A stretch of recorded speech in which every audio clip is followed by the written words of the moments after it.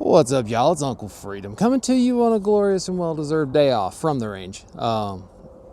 We just had open alley range day. It was handguns, and I've been doing a little more shooting with this guy here. So this is more of a first shots, first impressions here. So what I have is the Griffin Armament MK2 14.5-inch pin and welded patrol rifle.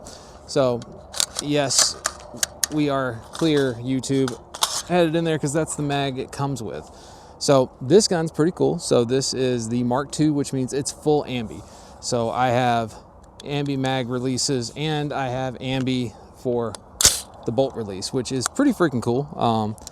Good ambi safety, though I do wish it was a 45 and not a 90. But so the purpose behind this was we were going to check out the MK2 rifle build from Griffin Armament. And what we were looking for was a full Griffin build, which was kind of what we went with this guy. So I have the MK2 full ambi, 14.5-inch pin and welded AR, mid-length gas. This is Griffin Armament's 30mm cantilever mount. Their mounts are awesome. Like you see all these extra holes and stuff. That's actually, those are all tapped for screws. And then what I've got in here is I have the ICO 1-8X first focal plane optic from Griffin. And then I have the GMS3R enclosed emitter micro red dot. So this red dot is an acro footprint, and I have it mounted on the RTO. You will notice that this is slightly off center from where I'm at. However, I have found that especially with rifles, if I'm in CQB stuff, I'm actually at about this angle. So my rifle's actually angled the whole time. And it puts that in a really neat kind of spot. The reticle inside of this optic is really cool. It's not your normal thing you would see a reticle. I love the fact that they even went as far as they put on the top, they were ready for you to shoot this from weird positions. So it's actually got a drop. So you have some holds for drop, even if you're holding this rifle completely sideways, which is pretty cool. It's all Griffin's furniture, so their pistol grip, their buttstock, and their rail pieces. I will say that this feels really good, like exceptionally good. I don't know how I feel about their pistol grip. It's very A2 in kind of like design. It's a little more vertical than an A2. Definitely doesn't have the fingers. It does have a cool ledge on the bottom of it, but I have found that the distance between the back here and to the inside of it, it's almost too small. Like, I get my finger way inside of this trigger. But that's about that. I mean, that's a little gripe. So there's some cool stuff on this gun. So they actually have a maritime receiver extension.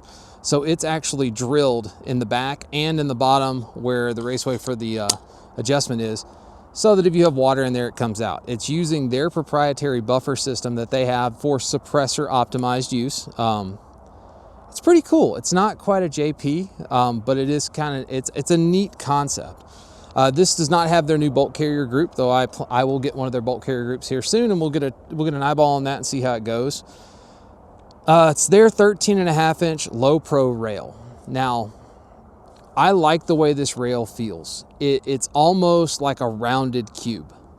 It's not round like an AR. It's not square. It's got kind of a square overall feel, but it's rounded and it's very comfortable in the hand, though it's a little skinny. So I'm actually kind of glad they have these. The barrel on this gun is chunky, man. This is damn near, we're floating into like SOCOM territory for like thickness. It's almost an H-bar barrel. So this gun's got a little bit of weight to it.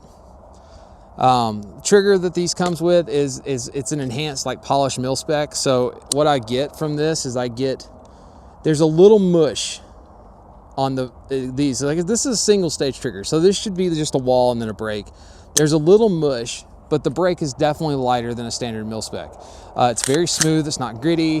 The reset's a little slow. I did notice that. Like, and I'm not talking about like I'm not gonna play the game where we're like reset. It's right about there, right? No.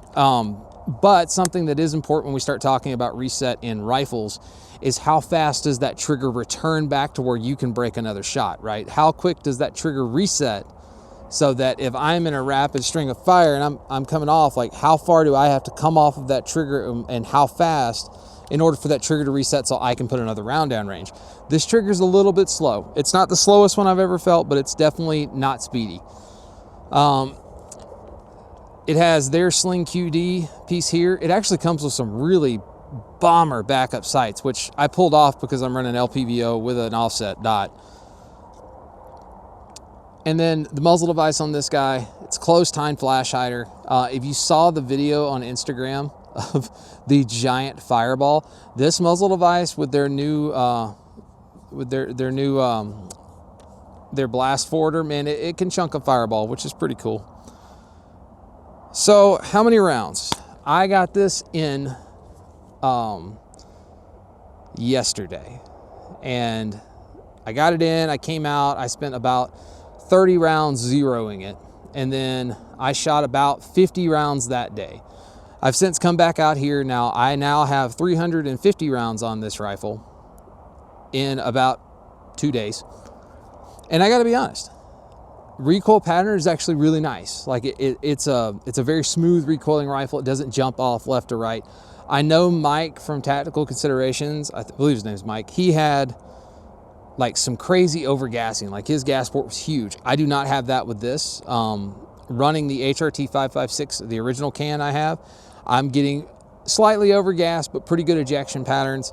On the unsuppressed variant of this, like it's almost perfect, like 3-4 o'clock ejection. This did come with the new HRT 556 G2 can, so the new more flow through variant of the can. Really excited to see that. Don't have it yet because it's currently in jail, and I am just waiting my turn to get my hands on it and see what's going on. It looks cool. Like the end cap looks freaking dope. But you know, so far, you know, 350-ish whatever rounds in, their mount is the standard. I'm not like, I love Warren mounts. Y'all know this. The actual mount on this for Griffin that they produce is freaking amazing. It is a freaking-tastic mount. Zero qualms. This is probably hands down one of the coolest mounts I've ever had. I love how configurable it is with me being able to add plates and stuff and do whatever I want with the actual mount itself. I think that's awesome. The optic itself, pretty good light transmission. It does not do well in low light. It does not have as good of a light transmission as something, even probably GLX from Primary Arms. It doesn't have that good of a light transmission. This, pretty good, man. There's zero tint to it. It's a nice optic. I mean, but again, we're playing the enclosed emitter game. It works. It does what it's supposed to do. Time will tell how durable it is. Like the muzzle device, like the rail a lot. The only problem I have discovered with the rail is if I have a direct angled offset for my light, this rail, instead of it cutting in at a sharp angle and it being more of that rounded profile on the corners, it actually doesn't sit far enough in to offset into that gap. So I'm gonna have to do something different to mount my light, though I'm gonna mount it right here and I'm gonna have my pressure pad right here for it.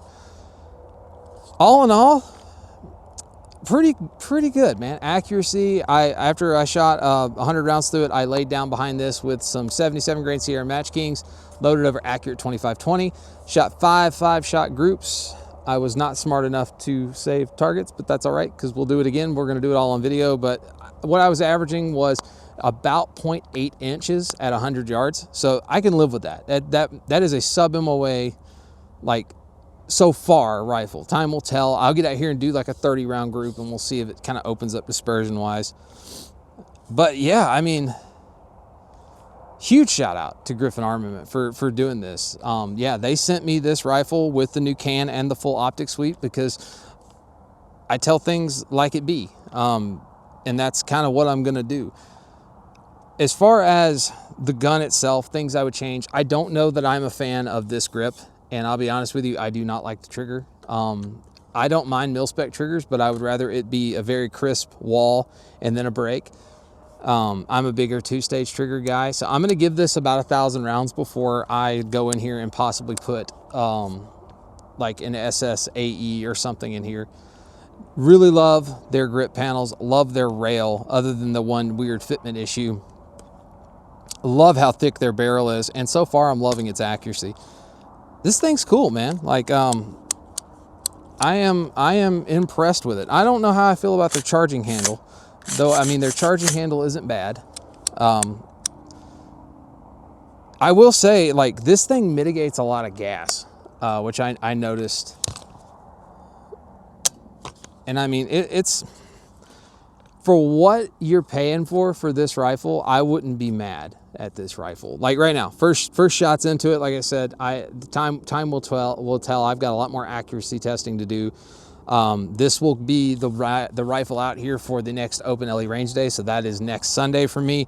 And this gun will get 500 rounds on it in about 3 hours. Really heavy firing schedule. It will be suppressed the entire time, and we're gonna see how well it takes me battering and beating on it. So guys, this has been my first impressions of the Griffin Armament MK2 14.5 inch patrol rifle. So far, I love it. I'm impressed. I like it. Their receiver is bomber, man. I love this thing. But guys, as always, huge shout out, biggest supporter of the channel, Outlast Supply. They let me do what I do right now, which is pretty cool. If you're looking to get in touch with me more about anything that I do, as always, check out the website, violentalgebra.com. I don't sell anything over there, but if you want to know more about the stuff I do, it's over there. So as always, guys, take care of yourself, take care of each other, and until next time, I'll see you later.